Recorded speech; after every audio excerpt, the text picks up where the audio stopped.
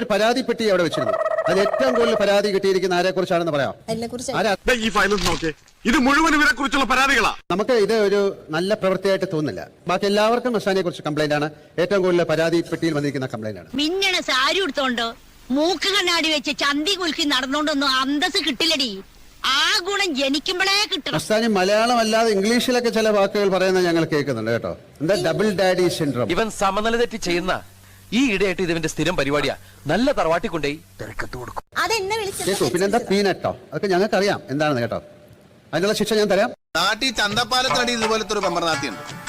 വയസ്സിന് മൂത്തവരാട് പോലും ഇതുപോലത്തെ നെകളിച്ച വർത്താനേ പറയും. പക്ഷെ അവർ കുച്ചവരി നിർഗന്ധം അടിച്ചല്ലേ തുടങ്ങുള്ളൂ. ഇവർക്ക് നേരത്തെ തുടങ്ങി. ഭക്ഷണം കഴിക്കാൻ വലിയ നാവാണ്. എന്താ കഴിച്ച ഭക്ഷണം, അതായത് വെസൽ ടീം ആയിരിക്കും കഴിച്ച ആ പ്ലേറ്റ് കഴുകി വെക്കാനില്ല. ഞാനേ കൂതറയാ, വെറും കൂതറ ആണല്ലേ. നിന്നെ ആദ്യം കണ്ടപ്പോ തന്നെ എനിക്ക് മനസ്സിലായതാ നീ വെറും കൂതറയല്ല, ലോക കൂതറയാണ്. റെനന്റെ ഫാമിലിയിൽ ഒരാളെ ആരാന്ന് ഞാൻ പറയുന്നില്ല, റെനന്റെ പെർമിഷൻ ഇല്ലാത്തതുകൊണ്ട്. റോക്കറ്റിന്റെ മലയാളം റോക്കറ്റ് തന്നെ പറഞ്ഞിട്ട് കൂട്ടി പറഞ്ഞിട്ടുണ്ടായിരുന്നു.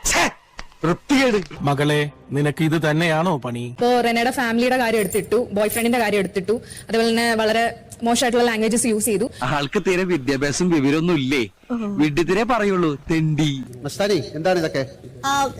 നമ്മൾ വന്ന ഒരു എല്ലാം ഒന്ന് കണ്ടു മനസ്സിലാക്കുന്നതിന് മുമ്പ് ഇതാണോ? അത് പണ്ടും അങ്ങനെ തന്നെ ആയിരുന്നല്ലോ. ഇവളുണ്ടല്ലോ 10 രൂപ കൊടുക്കാന്ന് പറഞ്ഞ പൂരപ്പറമ്പിൽ പബ്ലിക് ആയിട്ടൊന്ന് മൂത്രമൊഴിക്കുന്ന കക്ഷിയാ.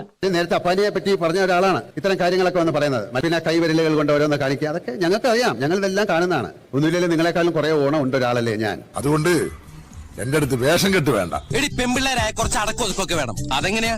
നീ ആണാണോന്ന് എനിക്കൊരു സംശയമുണ്ട്. അതായത് നമ്മൾ പുറത്ത് ഉള്ള കാര്യങ്ങൾ പറയാൻ പാടില്ല എന്ന് കുറെ പ്രാവശ്യം ബിഗ് ബോസ് എത്ര പ്രാവശ്യം പറഞ്ഞു. അത്രക്കുള്ള ബുദ്ധിയൊന്നും അതിനില്ലല്ലോ.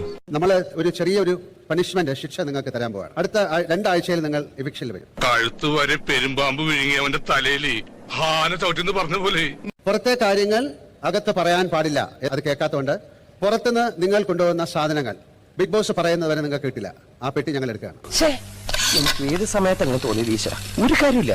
ഇവൻ നിനക്കൊരു പരാജയമാണ് എന്നും. ഐ മീൻ ലോക പരാജയം.